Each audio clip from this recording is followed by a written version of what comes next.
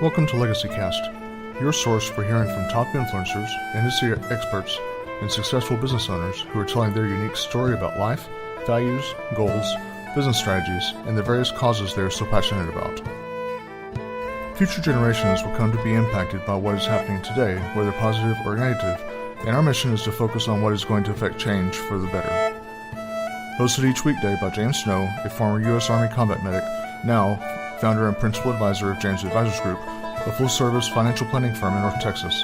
This is LegacyCast.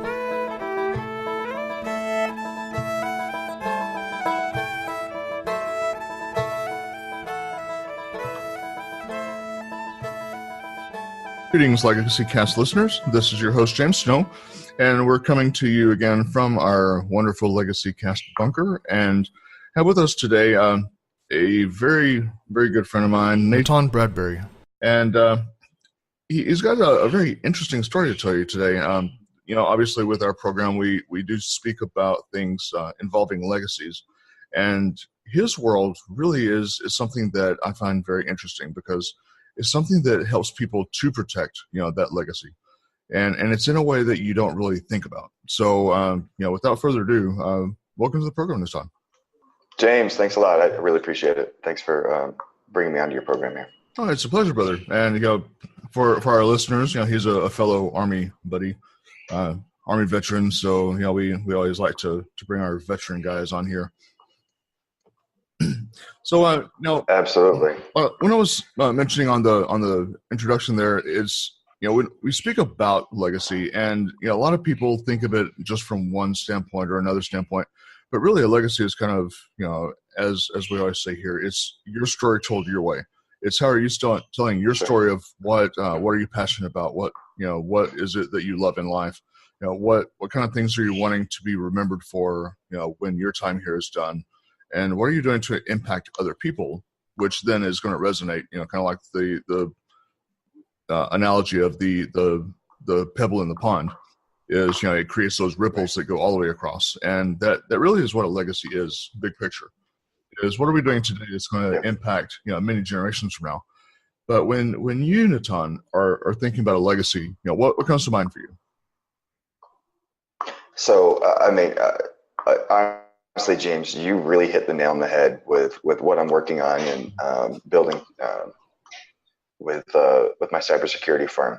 The goal and the intent is to establish a lasting legacy.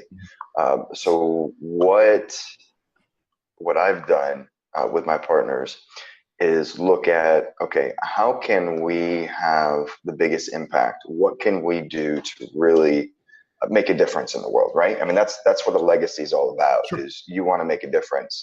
And it all comes down to when you leave, right? When you die, how are you going to be remembered, and what are you going to be remembered for? So my biggest driving force is, again, this probably stems back from my time in the Army as a soldier, as a protector, guardian, sort of a role, right? What can I do? How can I help protect people?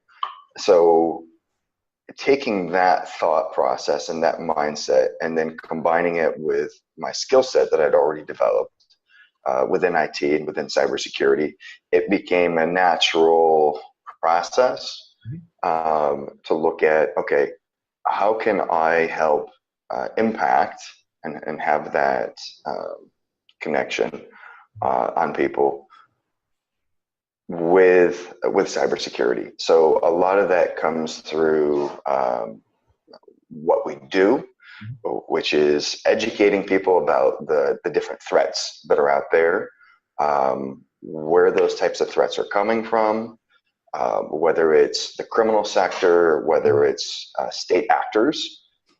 There's some very, very big players that have gotten into the scene now as state actors, sure. Including the Republican Guards.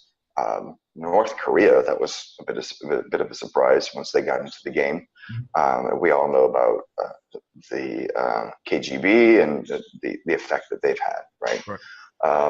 And the criminal sector coming out of primarily Eastern Europe, the amount of money that they're making off of innocent victims, if you will, right? Sure. It's hundreds of billions, right? It's a ridiculous amount, and it's projected to grow to the trillions of dollars within the next 5 to 10 years. So that being said, what my goal is to have that impact by educating business owners, educating companies, corporations, and like I mentioned before we got started with the podcast, cities and towns, local government is a big risk. School districts are very underserved. The risk for them is tremendous. Sure. So what we do is we educate them as to what the risks are, and then help them develop a plan and a program to protect themselves and insulate themselves against those different threats. Yeah, and you're mentioning the different threats. Some of my history is sort of in a very parallel world to what yours is. Prior to getting into the finance sector, and so I from that history was aware of all the different threats. There's more than 6 common threats, and people don't think about that. But you're mentioning school districts, and child identity theft is one of the fastest growing areas, to where there's children 3, 4, 5 years old that are already in severe debt, not because of what they or their parents have done, but because of what these crooks have done. And so, that is quite literally, you're protecting people's legacy from the first day of their life in some cases. Yeah, that's absolutely correct. Now, when you're thinking about your personal legacy, Natan, is that something that you spend a lot of time, really pondering and considering as far as what you're doing that's going to impact future generations? Absolutely. So, and then tying that into the personal legacy aspect,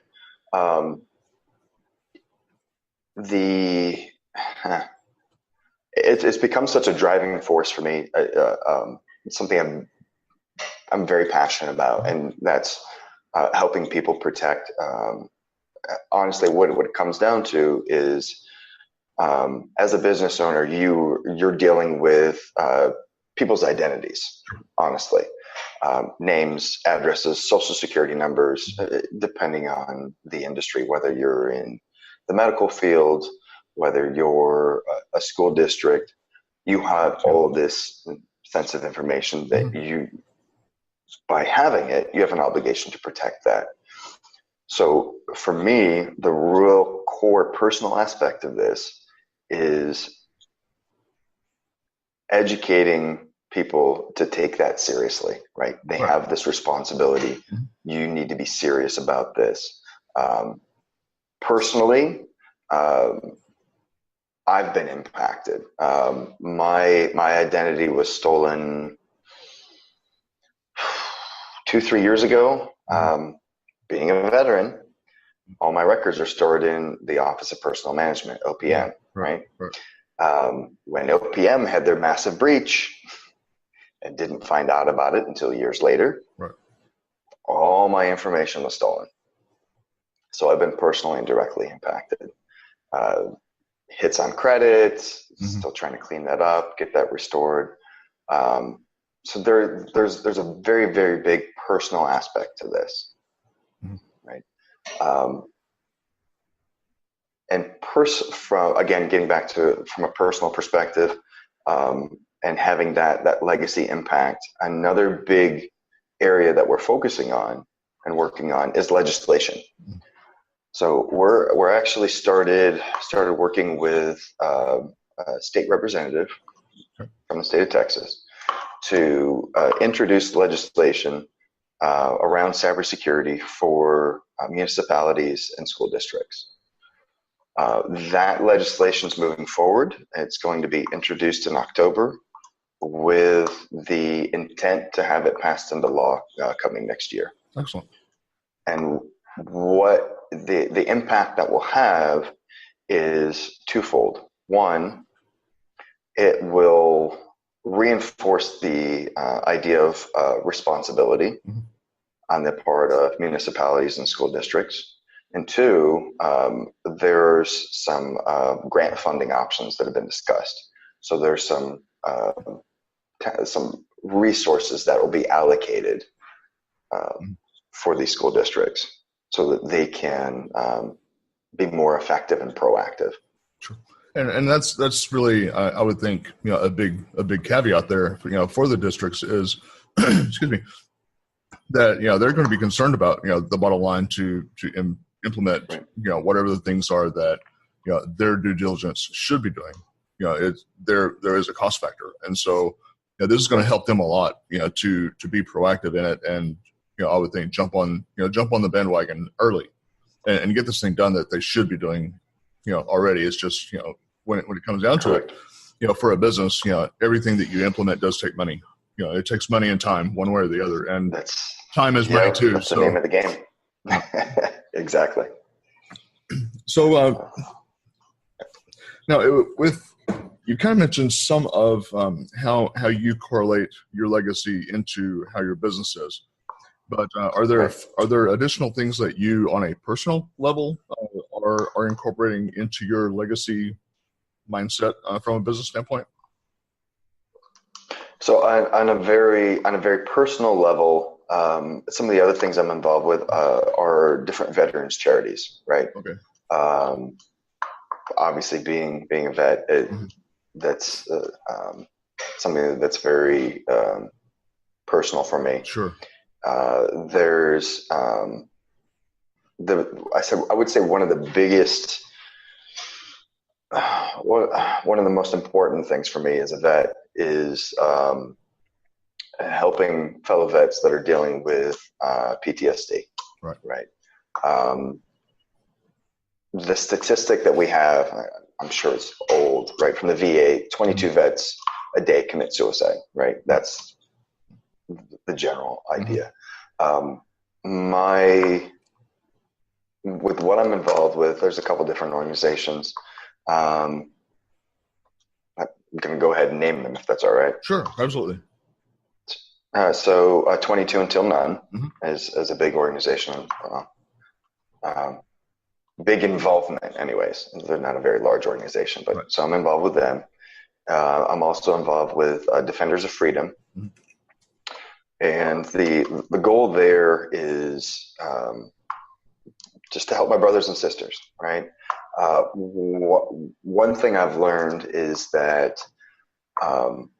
for veterans who are struggling with whether it's PTSD, whether it's transition, there's a lot of uncertainty. There's a lot of, okay, what do I do now? A sense of hopelessness, right? So if you give someone hope, well, they're not going to kill themselves. Right. So that's been a very, very big factor for me. And how that ties into my business is, well, just taking time out of my day to be involved in those projects, those organizations. Yeah, and likewise, that's something, not the specific organizations that you're mentioning, but also something that I'm very passionate about as well, is make sure that we can reduce that number to zero, because absolutely there's no rational reason for that to exist.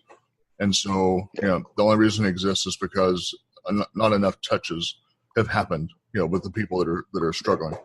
And so, we've got to be there. We got to be there, had their six, and we got to take care of it, because, it's our job, and it's incumbent on us to take care of it.